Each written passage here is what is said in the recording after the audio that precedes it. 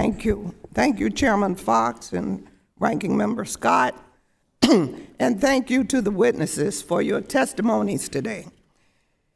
As the witnesses have shared, anti-Semitism anywhere is abhorrent and unacceptable and must be condemned. I'm privileged to represent a strong, united Jewish community in South Florida. My next-door neighbor is a rabbi. My Jewish constituents have experienced everything from bomb threats on Jewish centers, schools, to harassment of Jewish community members. I stand with them.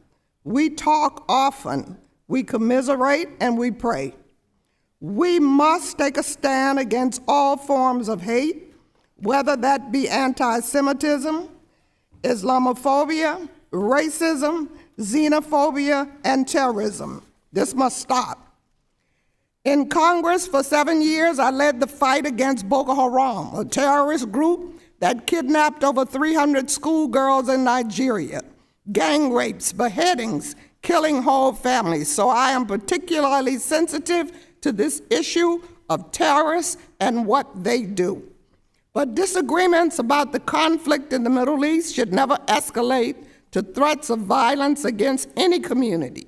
We are a civilized society. We must draw a line and condemn hate. Please know that in May, the Biden-Harris administration introduced the U.S. National Strategy to Counter Anti-Semitism, a comprehensive approach addressing anti-Semitism in diverse environments, including college campuses. With that, I have a few questions. Ms. Nadel, based on your knowledge from 2016 to 2020, what has been the United States response to anti-Semitic events?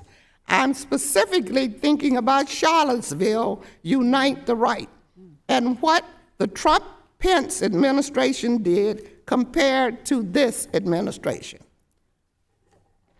Ms. Nadel. The Unite the Right rally at the University of Virginia and in Charlottesville, Virginia in August of 2017 was, for me, and I believe actually for the majority of American Jews, a major turning point. It signaled that the long history of anti-Semitism in the United States, that it was about to burst out again. And for the first time ever that I know of, Jews who were worshiping in their synagogues, in a synagogue on Saturday morning, and they watched some of those Unite the Right ralliers parade past the synagogue armed, and they had to sneak out of the back of the synagogue because they were afraid that violence would break out.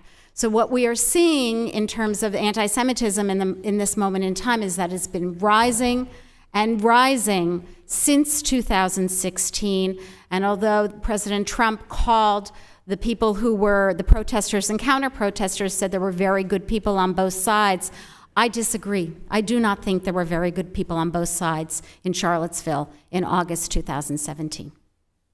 Okay, as I reflected, Professor Nadel, on the horrific events in the Middle East and the subsequent fallout on college campuses, I have been in contact with my friend and former congressional colleague, Ted Deutsch, who now heads the American Jewish Committee. The committee is the author of the AJC Action Plan, a toolkit for university administrators.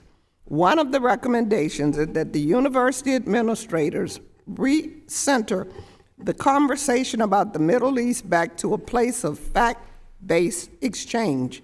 Could you comment on why this suggestion is important? And I'd like to, Madam Chair, enter this report into the record. Without objection.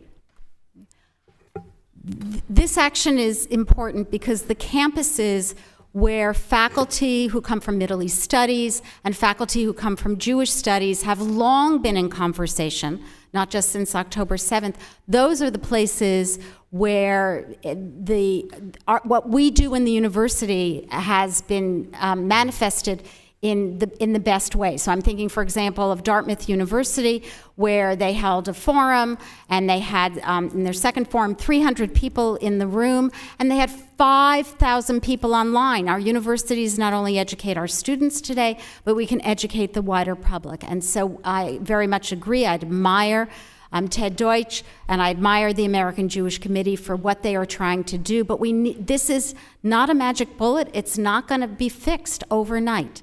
But we are in the process of working on it and hopefully tamping down anti-Semitism in America once again.